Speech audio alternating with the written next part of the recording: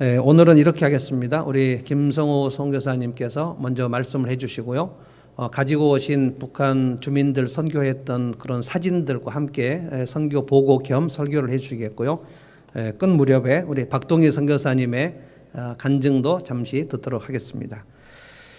하나님 말씀 봉독하겠습니다. 시편 42장 2편 1절 말씀 한 절 봉독하겠습니다.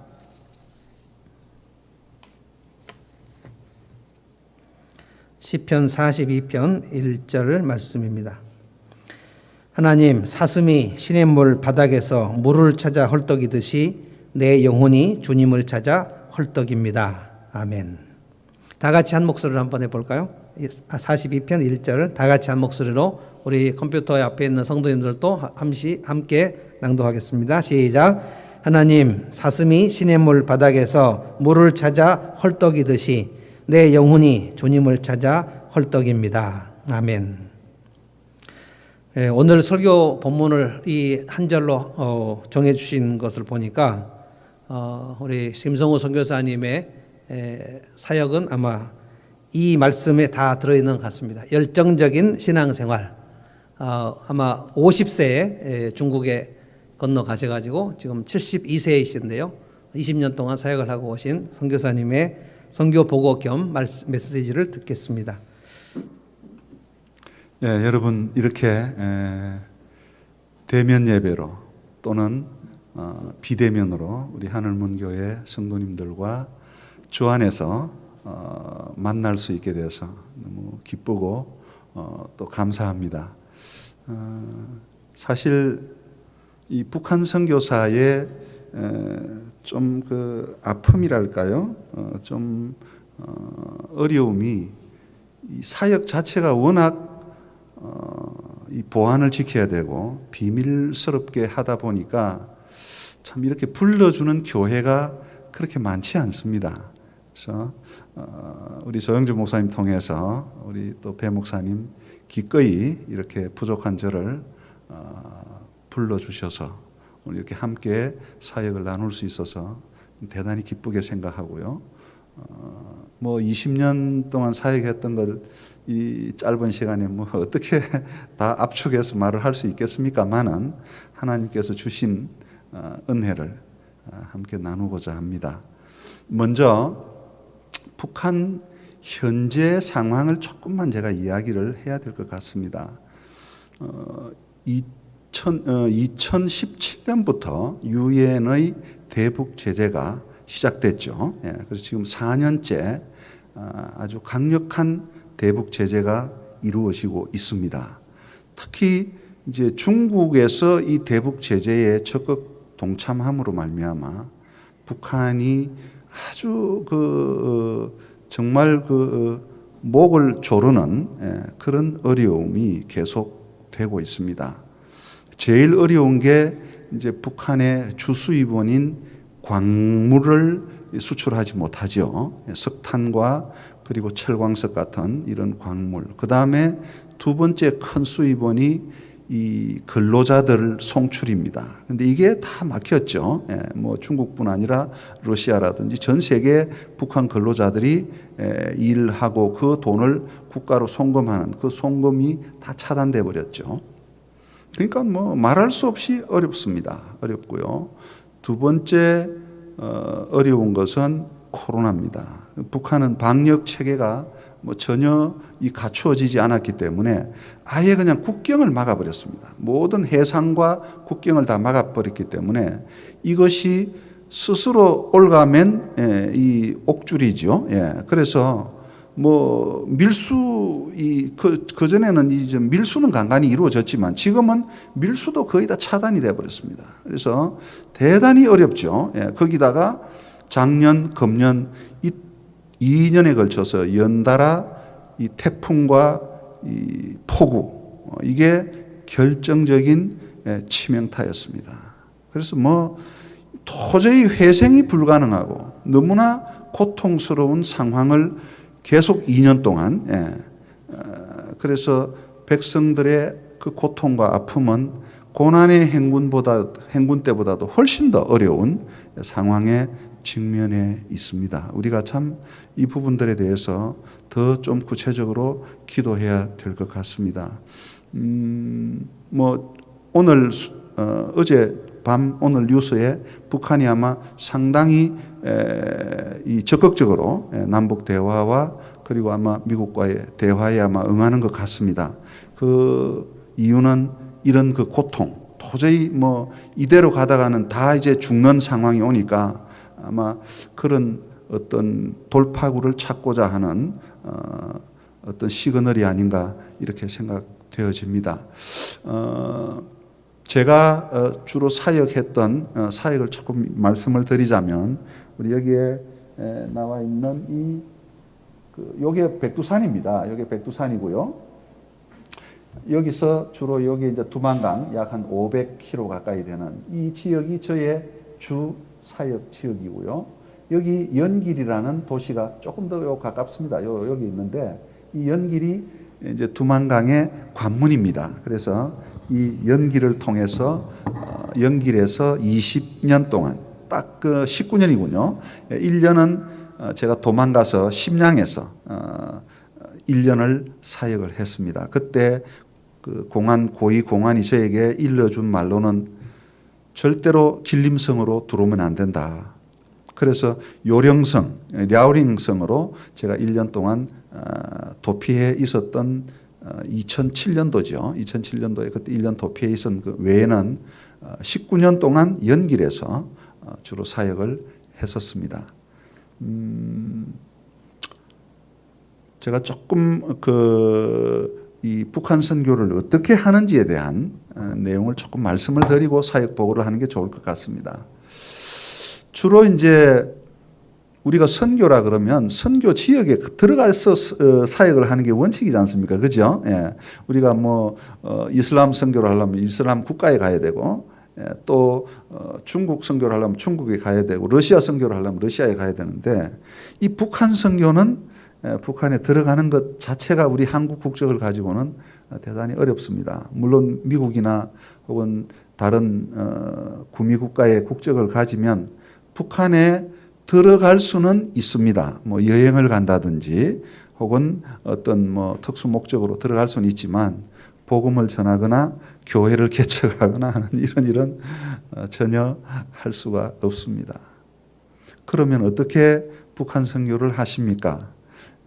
하나님께서 북한 선교를 할 수 있도록 아주 자그마한 문을 열어 주셨습니다. 그것이 고난의 행군이라는 북한의 아주 혹독한 시련기를 통해서 많은 사람들이 배가 고파서 그 굶주림을 어떻게라도 채워보려고 이 국경을 넘어서 온 탈북자들이 94년, 5년부터 시작되었고 그 절정이 2000년도 부근에 수많은 탈북자들이 이 중국 국경 지역 도시에 몰려들기 시작했고 그 제일 많이 몰려든 곳이 바로 연길이었습니다. 그래서 제가 2000년도에 목회를 하다가 주님의 부름을 받고 이 연길에 들어가게 되었습니다. 근데 제가 처음 갔을 때만 해도요, 그냥 시장, 이 서시장이라고 큰 시장이 있습니다. 우리 뭐 서울의 뭐 동대문 시장 같은 이런 시장이겠죠.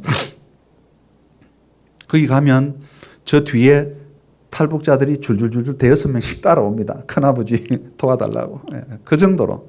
공안들이 다 봐도 그때는 뭐 워낙 그 탈북자들이 불쌍하니까 그냥 내버려 뒀고요. 봐주었습니다. 크게 그들이 범법 행위를 하는 중국의 어떤 질서를 어지럽히는 이런 일만 안 하면요. 그냥 다 내버려 뒀어요. 모든 사람들이 보고 저기 한국 아바이 그다음에 꽃제비 같이 간다는 걸 뭐 공안뿐만 아니라 일반 사람들도 다 아는 그래도 괜찮았던 시절이 바로 2000년대 초반이었습니다. 그때 제가 이제 아무것도 모르고 목회하다가 참 선교훈련 받고 들어갔는데 북한 선교를 어떻게 하는지 저도 몰랐습니다. 몰랐고 그냥 간 거죠. 갔는데 참 하나님께서 준비된 조선족 교회 목사님, 지금은 소천하셨습니다마는 김중식 목사님을 만나게 해주셨고 그 목사님과 함께 저의 이 북한 선교 사역이 시작된 겁니다. 그때 지금도 선명합니다. 제 눈앞에 그 김중식 목사님이 저를 만나자마자 선교사님 잘 오셨습니다. 저 손을 잡으면서 잘 오셨습니다. 그래서 그때부터 이분은 이미 선교를 오랫동안 해왔기 때문에 잘 알고 계시더라고요. 그래서 선교사님 지금 해야 될 일은 조선 들어가는 이 탈북자들을 복음 전해서 돌려보내는 이 사역이 제일 시급합니다. 제일 시급합니다. 이거 저희들 교회와 같이 하자는 거예요. 그래서 그때부터 참 하나님이 주시는 그 신바람 열정을 가지고 20년 동안 언제 지나갔는지 정말 그냥 훅 지나가 버릴 정도로 그렇게 그 사역에 몰입해서 주님이 주시는 은혜와 그 부어주시는 기쁨과 열정으로 20년을 사역을 한 것 같습니다. 혹시 미리 좀 양해를 구합니다. 제가 뭐 금방지게 제가 한 것처럼 까불고 떠들면 여러분들은 저건 김선교사가 한 게 아니야. 하나님이 하신 거야. 이렇게 여러분들이 이해를 해 주시면 좋겠습니다. 그럼 제가 영상 백문이 불여일견이라고 우리가 사진 보는 게 더 제 말하는 것보다 훨씬 낫겠죠. 그죠? 우리 사진을 보면서 함께 좀 나누었으면 좋겠습니다. 다음 한번 볼까요? 오늘 우리 읽었던 본문의 내용이 뭐였죠? 목마른 사슴 이야기였죠. 그죠? 사슴이 갈급한 그 사슴 이야기 제가 조금 하고 마치도록 하겠습니다. 제가 동물의 왕국 같은 이 내셔널 지오그래픽에 나오는 이런 그 다큐멘터리를 참 좋아하는데요. 이 대개 보면 이제 그 건기가 오면 강물이 다 마르고 깊은 웅덩이가 생기죠. 그죠? 그러면 동물들이 그 웅덩이에 막 몰려서 목마른 이 누나 이런 그 초식 동물들이 모이기 시작하죠. 근데 제가 보니까 막 그 얼룩말하고 누가 막 목이 말라서 그 목을 머리를 물에 박고 막 벌컥벌컥 물을 마시는데 그 안전합니까? 아니죠, 그죠? 이게 악어가 팍 채가고 그러죠. 근데 저는 그 한 마리가 질질질 막 끌려 물속으로 들어가요. 다 도망갈 줄 알았는데 어떻습니까? 안 가죠, 그죠? 또 그냥 머리를 박고 벌컥 마시고 또 끌려가고 또 마시고 그래서 제가 얼마나 목이 갈급했으면 좋을까. 제가 사역할 때 우리 훈춘에 있는 최 전도사님이라고 계셨어요. 이분이 공안에 붙잡혀 가서 수갑을 차고 24시간 동안, 48시간 동안 모진 매를 맞으면서 김 사장과 무슨 일을 했느냐? 김 사장이 왜 만났느냐? 김 사장이 뭐 하는 사람이냐? 너무 힘들고 너무 참 괴로워서 자기가 계속 48시간 동안 되뇌이기를 다시는 김 사장 안 만나리, 다시는 탈북자 사역 안 하리. 너무 힘들었대요. 너무 힘들어. 그리고 이제 풀려난 겁니다. 자, 이 최 전도사님이 저를 안 만났을까요? 안 만났으면 제가 이야기 안 하겠죠. 그죠? 또 탈북자를 데리고 온 거예요. 그리고 저보고 하는 말이, 사장님, 참 이상합니다. 왜? 제가 그렇게 사장님 안 만나려고 다시는 안 만나겠다고 다짐했는데 오늘 또 탈북자까지 데리고 왔습니다. 그때 제가 했던 말이 있습니다. 뭐라고 제가 한지 아세요? 최 선생이나 나나 우린 미친 사람이요. 이거 미치지 않고는 일할 수 없어. 예수의 미친 사람. 아니, 우리가 미치기 전에 이미 예수님이 우리에게 미치신 분이에요. 그분이 인간의 몸으로 이 땅에 오셨어요. 그리고 십자가를 지셨어요. 전 예수님이 그 겟세마네 동산에서 한 기도를 한번 생각해 봤어요. 아버지요, 이 산이 좀 비껴 지나갔으면 좋겠습니다. 내가 십자가를 좀 안 줬으면 안 됩니까? 안 지면 안 됩니까? 왜 그랬을까요? 뭐 육신의 고통 때문이었을까요? 그것만 아닌 것 같아요. 예, 그건 아니죠. 그죠? 예. 물론 그 십자가의 고통, 육신의 고통, 뭐 이루 말할 수 없습니다. 그러나 주님께서 더 고통스럽고 더 괴로워하셨던 것은 그 십자가를 지셨을 때에 우리의 모든 죄가 그 십자가 위에 부어지는 거죠. 그죠? 예. 그래서 예수님이 죄인 되신 거예요. 그 점도 없고 흠이 없는 그 예수님이 아버지 앞에 죄인으로 십자가에 달리는 것. 그래서 아버지로부터 저주와 진노를 받으신 것. 그 십자가 위에 아버지의 진노가 퍼부어지는 것. 죄인으로서 십자가에 달리는 그것이 너무나 예수님께서 견디기 힘들었고 고통스러웠던 거예요. 그래서 이 잔이 좀 비껴 지나갔으면 좋겠습니다. 그러나 아버지의 뜻이라면 제가 기꺼이 그 잔을 마시겠습니다. 왜 그랬습니까? 우리를 너무너무 사랑하셨기 때문에. 그분은 우리를 사랑하다 못해 그 사랑에 미치신 분이에요. 아니, 사랑에 눈이 머신 분이에요. 제가 사역지에서 가장 하나님 앞에 참 매달려 기도한 것 중에 하나가 뭔지 아세요? 하나님, 제가 하나님을 좀, 하나님이 나를 사랑한 것처럼 나도 하나님 좀 그렇게 사랑하게 해주세요. 아니, 주님 내게 보낸 그 영혼들, 그 탈북자들, 그 친척 방문으로 온 그 북한 사람들을 주님이 나를 사랑하셨던 것처럼 나도 그렇게 좀 사랑하게 해주세요. 나도 그렇게 사랑하게. 제가 사랑 없이 그분들을 어떻게 사역하나요? 못해요. 1년도 못해요. 아니 6개월도 못해요. 어떻게 할 수 있나요? 할 수 없어요. 그러나 주님이 나를 사랑하신 것처럼 내가 그들을 사랑한다면 아니 1년 아니라 10년 아니 주님 부르시는 그날까지도 사역할 수 있어요. 왜? 사랑하면 고통이 기쁨으로 여겨져요. 어떤 고통도 어떤 어려움도 어떤 시련도 넉넉히 이겨낼 수 있어요. 아멘? 그렇습니다. 조금도 무겁지 않아요. 그래서 주님이 주시는 그 기쁨, 주님이 주시는 그 열정, 주님이 주시는 그 은혜가 내게 너무나 넘쳐가지고 그 탈북자 하나가 오면 그때부터 저에게 막 그냥 제가 억누를 수 없는, 제가 가늠할 수 없는 그 기쁨이 넘쳐 흘러요. 그 열정이 막 솟아 넘쳐요. 오늘 그 자매가 오면, 오늘 그 형제가 오면 내가 뭘 좀 맛있는 거 해줄까? 뭘 같이 좀 먹으면서. 이게 저를 20년 동안 조금도 지치지 않고 사역을 지속적으로 롱런할 수 있게 한 원동력이었어요. 여러분, 주님이 우리를 사랑하신 것, 그거 0.0001%라도 우리가 주님을 사랑한다면 우리의 신앙생활은 날마다 천국이에요. 우리의 신앙생활은 날마다 기쁨이에요. 목마른 사슴이 시내를 갈급함처럼 우리의 영혼이 하나님을 갈급해 한다면 우리의 신앙생활은 날마다 천국이 이루어질 줄 믿습니다. 기도하십시다. 하나님 아버지 참 감사합니다. 부족한 종이 아무것도 할 수 없는 종이 주님 주시는 은혜로 주님이 주시는 기쁨으로 주님이 주시는 열정으로 사역했던 사역을 함께 나누었습니다.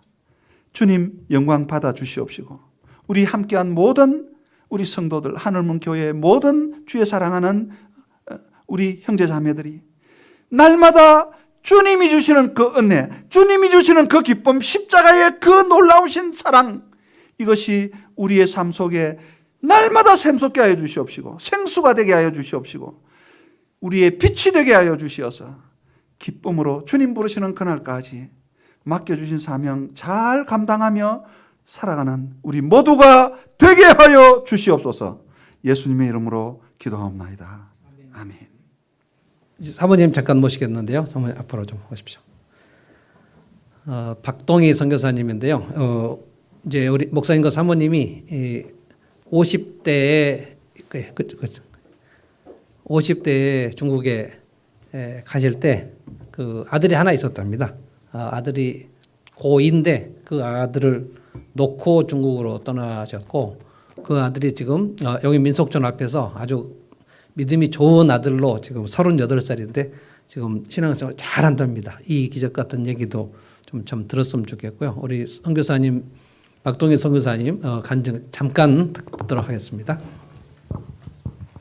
예, 반갑습니다. 조금 전에 목사님께서 말씀하셨듯이 저희들은 경남 김해에서 목회를 하다가 주님의 부름을 받았습니다. 특별히 조금 전에 들었지만 너무 열정적으로 북한 선교를 하시는 반면에 제가 가끔씩 태클을 거는 저는 한 사람의 죄인이었습니다. 그래서 제가 말하는 게 우리 집에는 의인과 죄인이 두 사람이 살고 있는데 항상 의인으로서 하나님 앞에 열심히 일하는 분과 항상 죄인의 자리에서 태클을 거는 또 한 사람, 그 사람의 이야기를 잠깐 하겠습니다. 저는 사실 하나님 앞에 나름대로 주님을 너무너무 사랑해서 제가 가장 소원이 목사님의 사모가 되는 것이 저는 끔찍한 소원이었습니다. 그러나 일반 사장으로서 일하는 저희 남편에게 목사의 길이라는 것은 아예 생각도 못하는 일이었습니다. 근데 하나님은 정말로 그 소원을 들어주셨습니다. 그래서 어쩌면은 저희 남편보다 저에게 먼저 하나님이 사명의 길을 걸어갈 수 있는 그런 믿음도 주셨고 또 그 길을 하나님이 먼저 저에게 요청하셨어요. 그래서 저는 너무 기뻤기 때문에 제가 나중에 목사님의 아내가 안 된다 할지라도 오로지 주님 앞에 일편단심을 나의 사랑을 드릴 수 있다면 내가 어떤 어려움도 저는 사실 사업을 하면서 얼마나 어렵겠습니까? 그러나 그때 어려움은 제게 어려움이 아니었습니다. 여러분들도 잘 알겠지만은도 정말로 주님을 사랑하고 주님의 은혜가 내게 넘치고 성령에 충만하면은 고난이 절대로 고난이 아니었습니다. 그래서 나의 경험이었습니다. 그래서 목회의 길을 가는 게 그 어려운 길을 가는 게 내가 감히 그거는 나에게 고난이 아니었으니까 얼마나 기쁠까. 그 주님의 사랑을 다 받을 수 있는 그 자리. 나의 주님을 향하는 그 사랑을 다 쏟아놓을 수 있는 그 자리. 그 자리는 나에게 정말 면류관이었습니다. 근데 환경은 그렇지 않았지만도 내가 주님을 사랑하는 그 사랑이 크면 클수록 고난은 엄청나게 컸습니다. 그러나 그것은 내게 고난이 아니었습니다. 그래서 목회를 할 때 정말로 열정적으로 목회를 했습니다. 이거는 자랑도 아니지만도 저희들이 저희 성도들과 주위에 어떤 지역에서 저희 교회 그다음에 또 저희 두 부부 정말로 목회를 너무 신바람나게 잘한다고 정말 소문이 좀 날 정도로 그렇게 하나님 일에 미쳐 있었습니다. 근데 어느 날 이제 선교사로 가겠다고 이제 이쪽에서 먼저 요청을 하셨어요. 그도 그럴 것이 저희들이 하나님 앞에 헌신은 솔직히 신학교에 공부를 하면서 누가 책값을 주든지 누가 좀 이렇게 돕는다고 도움의 손길을 주면은 거기에 10분의 1을 떼어서 선교비는 꼭꼭 냈습니다. 모든 것을 선교에 초점으로 저희들이 정말 그렇게 했는데 어느 날 저희들 마음에 그런 마음이 왔어요. 우리가 이렇게 선교에 정말로 목말라 하는데 하나님이 우리를 정말 선교사로 부르면 어떡하지? 그런 말을 한번 설득 섞인 적이 있습니다. 그런데 그 음성을 주님이 들었어요. 듣고는 저희들을 정말 선교지로 이제 보내기로 작정을 하셨습니다. 그런데 저는 선교지 정말 선교사로서는 저는 하기 싫었습니다. 왜냐? 왜 북한 선교를 하기 싫었냐면은 그 당시에 북한 선교는 지금하고 또 틀립니다. 그래서 제가 알기로는 중국에 가서 북한 선교를 한다는 것은 이 중국 나라에 가서 정말 자유도 없고 완전 공산 치하에서 내가 그 선교를 한다. 근데 하나님 앞에 그랬어요. 하나님, 제가 이토록 주님을 사랑하고 주님 일에 이렇게 내가 헌신적으로 내 마음을 할 수 있는 데까지는 헌신적으로 주님 하는데 정말 주님 저기는 가기 싫습니다. 거기도 특히 그 당시만 우리 학교 다닐 때 교육받는 것은 철저하게 반공주의, 얼마나 정말로 그 북한에 대한 그런 마음을 얼마나 정말 힘들었습니까? 그리고 때로는 무섭기도 했고 두렵기도 했고.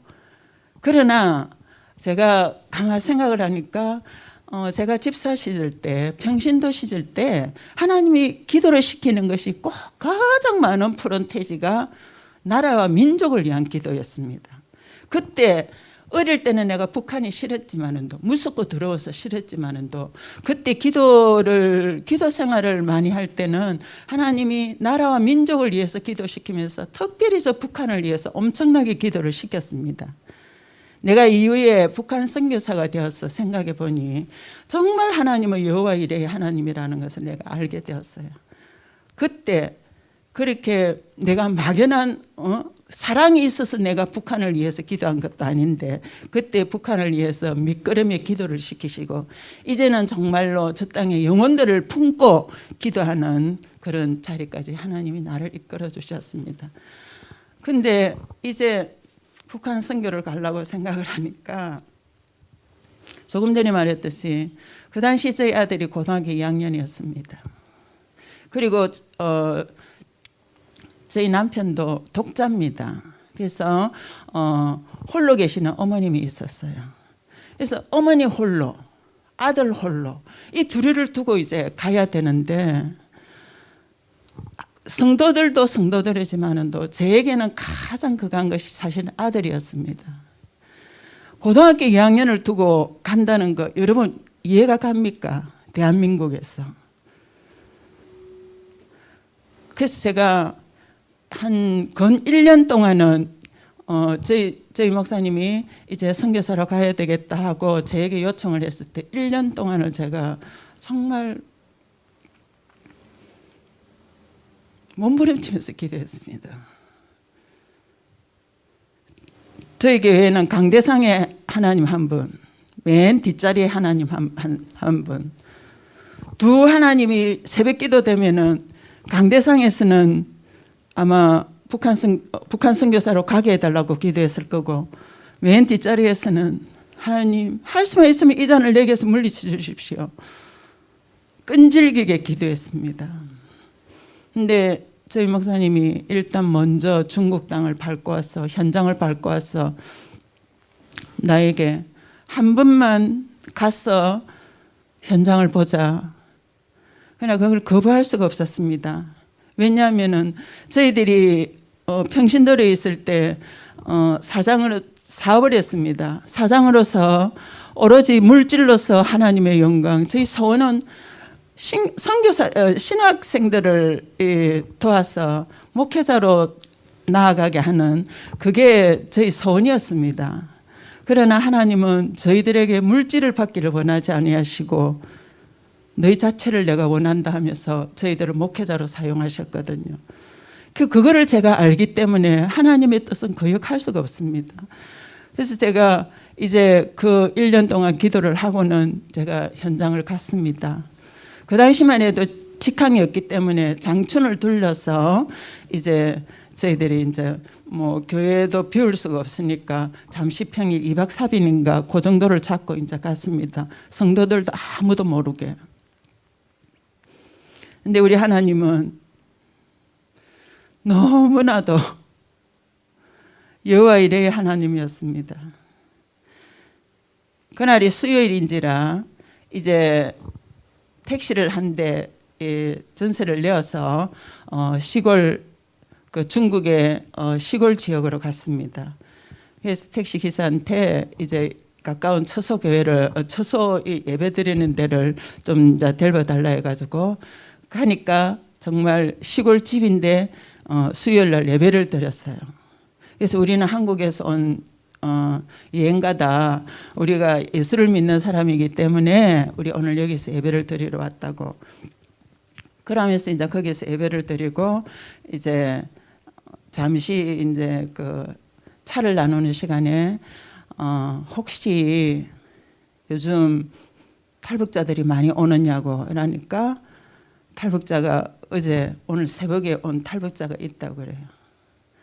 왜냐하면은 제가 그 중국에 가기 전에 저희 남편한테 또는 하나님 앞에 제가 그 조건을 내걸었습니다. 하나님, 제가 오늘 이렇게 갔을 때 하나님이 분명하게 나에게 보여주시지 않으면 저는 안 갑니다. 저는 그냥 남편의 말만 듣고 제가 가지도 안 하고, 주님이 아시지 않습니까? 저는 목회를 하기를 원하지 저는 선교사를 안 갑니다. 근데 하나님이 정말로 이 선교사로 나를 부른다면은 그러면 저에게 확실하게 보여주십시오. 그렇게 하고 제가 갔습니다. 갔지만 비행기를 타고 가면서도 그런 일은 나에게 일어나지 않을 거다. 왜? 탈북자들이 아무리 탈북자들이 온다 할지라도 우리가 2박 3일 동안 있는 날짜 그 하루에 탈북자를 만날 비율은 뭐 그 밤에 어디에서 만나겠습니까? 근데 그건 하나님이 하지 않으면 일어날 수 없는 일이에요. 근데 그 전도사님께서 이제 저 뒷방에 오늘 새벽에 온 탈북자들이 있다는 거예요. 그때 제가 진짜 아무 생각이 없었습니다. 그래서 이제 그러면은 걔들을 좀 만나볼 수 있겠느냐고 이제 그렇게 하니까 그 전도사님께서 아마 들어가서 탈북자가 2명이 왔어요. 2명이 왔는데 아마 뭐 탈북자들이 돈이 필요하죠. 그 중국에 넘어오는 탈북자들은 다 생활의 필요를 채우기 위해서 나옵니다. 이렇게 그들은 돈이 필요합니다. 남조선 사람이 왔으니까 돈이 필요하죠. 그래서 아마 그 전도사님께서 그렇게 말씀하신 것 같아요. 너희들 도와주실 분은 지금 여기 한국 사람들이 왔는데 이분 잠시 여행 왔는데 갈 거다. 그러니까 그 사람들 잠시 만나라. 아마 그렇게 한 것 같아요. 그래서 이제 저희들이 이제 그 뒷방으로 저희들이 안내를 받았습니다. 가니까 그 애가 17살입니다. 누구 나이하고 똑같습니까? 저희 아들하고 똑같습니다. 17살짜리가 딱 정말 키가 초등학교 3, 4학년 정도 되더라고요. 그래서 제가 이제 그 애를 보면서 제가 너희들 그래 갈 때 이제 위험한데 나는 예수 믿는 하나님 믿는 사람이다. 거기에서 뭐 길게 복음을 전할 수는 없습니다. 바깥에 택시는 기다리고. 그래서 짧게 네가 건너갈 때 내가 믿는 하나님 앞에 네가 기도를 해라 하면서 이제 짧게 이야기를 하고 내가 걔를 품에 안고 내가 너를 위해서 갈 때 우리 하나님께 내가 기도를 하고 싶다. 안전하게 갈 수 있도록. 그러면서 내가 기도해도 되겠나 하니까 얘가 기도를 해라 하더라고요. 그래서 내가 걔를 딱 안았습니다. 한 명은 저희 목사님이 안고 한 명은 내가 안고 기도를 하는데요. 하나님이 이사야서 6장 말씀을 저에게 주셨습니다. 제가 걔가 다 알아듣기 때문에 하나님이 그때 저에게 방언으로 돌려주셨습니다. 방언과 통역으로 하나님이 내 입으로는 방언을 시키고 눈으로는 하나님이 그 이사야서 6장 말씀을 갖다가 하나님이 이렇게 보여주시는 거예요. 저는 신비주의는 아닙니다. 하나님이 급하니까. 근데요, 그때 하나님이 제게 그럽니다. 누가 이들을 위해서 갈고 주여 나를 보내주소서. 내가 거기에서 그냥 걔를 안고 기도를 하고 딱 놓고 걔를 보니까 조금 전에 내가 그렇게도 오기 싫던 나는 북한 선교를 안 할 거야. 오기 싫던 그 마음은 어디로 간 것 없고 얘를 보는 순간에 얘가 얼마나 그 애를 딱 보는 순간에 주님이 눈물을 흘리는 것 같은 그런 마음을 내게 주시는데 갑자기 내 마음이 너무너무 기쁨으로 변하는 거예요. 그래서 제가 주님 앞에 그랬습니다. 주님 제가 오겠습니다. 그리고 오면서 공항에서 그랬어요. 내가 그렇게도 안 간다고. 안 가는 거를 내가 확인시키기 주기 위해서 갔는데 주님은 그 자리에서 바꿨어요. 그래서 내가 저희 목사님한테 그랬습니다. 내가 가겠다고. 내가 이제 오겠다고. 그때부터 하나님은 작업을 하셨습니다. 교회도 후임자를 빨리 세워주시고, 그때부터는 오로지 중국에 가서 북한 사역하는 것밖에 마음이 안 왔어요.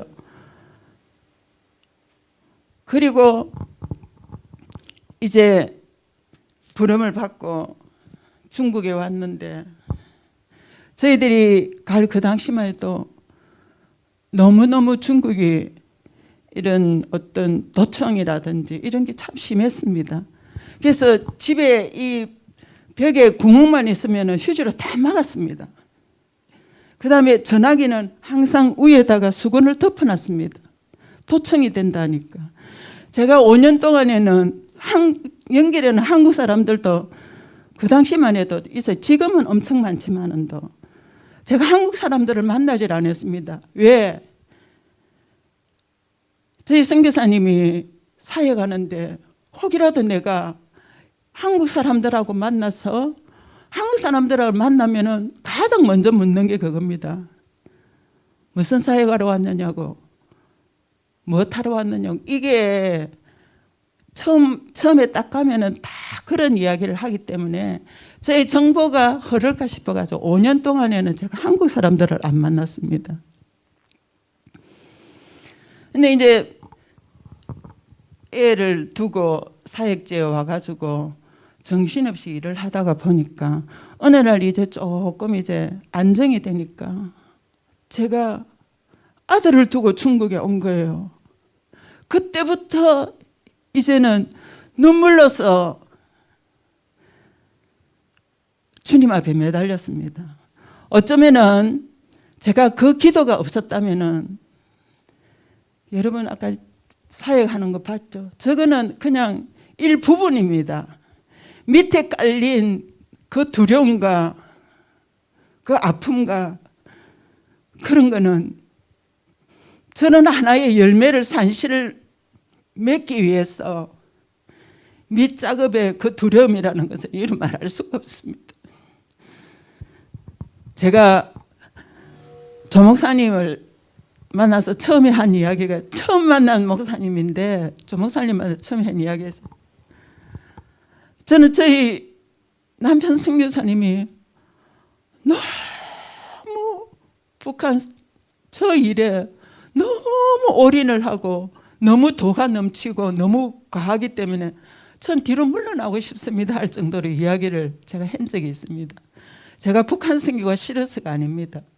전 누구보다도 하나님 앞에 늘 기도할 때는 정말 하나님이 가장 얼마나 기뻐하실까, 저는 늘 그렇게 생각합니다. 그러나 사역의 현장 속에서 사역을 해나가기까지는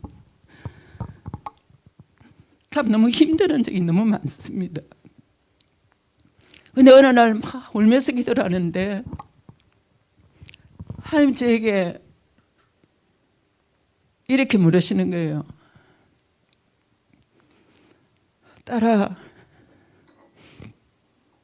왜 제가 주님이 나에게 왜 그 이야기를 했냐면은, 제가 너무나도 너무나도 많이 흘리면서 기도를 하다 보니까 어느 날 하나님이 나를 기쁘게 안 여길까? 내가 너무 운다고. 우리가 그렇잖아요. 어떤 일을 했을 때 저것이 너무 싫어서 저렇게 울까? 저런 마음이 들면 어떡하지? 그런데 제가 주님 앞에 그랬습니다. 주님, 저 정말로 좀 울어도 좀 이쁘게 봐달라고. 주님, 제가 기도할 때마다 너무 우는 것이 이게 내가 십자가를 지기 싫어서 이런 것이 아니라 주님, 제 울어도 좀 봐달라고 제가 그렇게 이야기를 했어요. 그때 주님이 그렇게 이야기했습니다. 그래, 내가 네 마음 안다. 근데 네가 한국에 아들과 같이 있는다고 해서 네가 할 수 있는 것이 무엇이니? 저에게 물었습니다. 그래서 제가, 주님이 그랬어요. 너 아들 마음 아니? 제 아들 마음 몰라요. 여러분, 혹이라도 자녀 마음 알아요. 겉으로 보는 건 알 수 있죠. 또 하나님이 나에게 물었습니다. 네가 아들을 위해서 뭘 해줄 수 있니? 오늘 학교 간다고 나가는 아들을 위해서 네가 잠시 후의 일을, 그 아들의 일에 대해서 네 알고 있니? 하나도 아는 게 없었어요. 여러분, 잠시 후에 나가다가 우리가 무슨 일을 당하는지 알 수 있어요? 우리 아이가 학교 간다고 가고 난 뒤에 우리 아이가 바깥에 나갔을 때 우리 아이를 알 수 있어요? 아무것도 몰라요. 그래서 제가 주님 앞에 가서 주님, 이것도 모르고 저것도 모르겠고 아는 게 하나도 없어요. 그래서 제가 그랬어요. 주님, 내가 아는 게 하나도 없습니다. 그때 주님이 말씀하셨어요. 그래, 네가 아는 것이 하나도 없는 게 거의 정답이야. 그렇지만 나는 너 아들에 대해서 모든 것을 다 알고 있다. 그러니까 이제 아무것도 염려하지 말고 빌립보서 4장 6-7절에 있는 말씀처럼 아무것도 염려하지 말고 오직 모든 일에 기도와 간구로 너가 구할 것을 하나님께 아뢰라. 그래야 모든 지각에 뛰어나신 하나님의 평강이 네 마음과 네 생각을 지킬 것이다. 제가 그 말씀을 받고 그때부터 내 눈에서 아들을 위해서 기도할 때는 눈물이 이제 이전처럼은, 그 당시처럼은 안 났어요. 그것이 하나님이 나에게 그 땅에서 내가 모든 것을 내려놓고 사역할 수 있도록 해준 첫 번째고, 두 번째는 또 하나님이 여러 가지 일들 속에서 내가 선교사로서의 때로는 답답하고 힘들고 때로는 주님 앞에 투정할 때, 그때 하나님이 왜 내가 더 힘을 가지고 일해야 될 두 번째 사건을 하나님이 또 보여주셨어요. 어느 날 우리가 이제 해마다 김장을 하는데, 김장을 하고 이제 북한 사람 한 사람, 그 다음에 조선족 우리 사역자, 그 다음에 저하고 3명이 이제 같이 이래 앉아가지고 있는데, 그때 그랬습니다. 하나님이 이 탈북자의 부모가 북한에서 있었기 때문에 이 아이는 탈북자로 이곳에 왔고, 너는 너희 부모가 남한에 있었기 때문에 네가 이들을 섬기는 자로 이곳에 왔다. 그리고 조선족, 우리는 한 형제, 우리는 한 민족이었는데 네가 만약에 너희 부모가 북한에 있었다면은 네가 탈북자로 여기 왔고, 이 지금 있는 탈북자가 남한에 부모님이 태어났다면은 이 탈북자가 너를 섬기러 왔다. 그때 제가 꼬그라섰습니다. 그렇구나. 내가 탈북자들을 섬길 때 어떤 마음으로 섬겨야 되는 것을, 내가 바로 탈북자로 올 수밖에 없는 난데 저 사람이 내 대신 탈북자로 이곳에 있구나. 그때부터 저희 탈북자 사역은 이제 마음이 좀 바뀌었습니다. 아무쪼록 뒤에 저희들이 아까 1년 동안 도피하면서의 그때 하나님이 나에게 만나 주셨던 그 한 달간의 사랑의 만남은 다음에 기회를 모르고 오늘 두서없는 저희 간증을 여러분 앞에 주님 이름으로 했습니다. 감사합니다. 예, 박수 하겠습니다.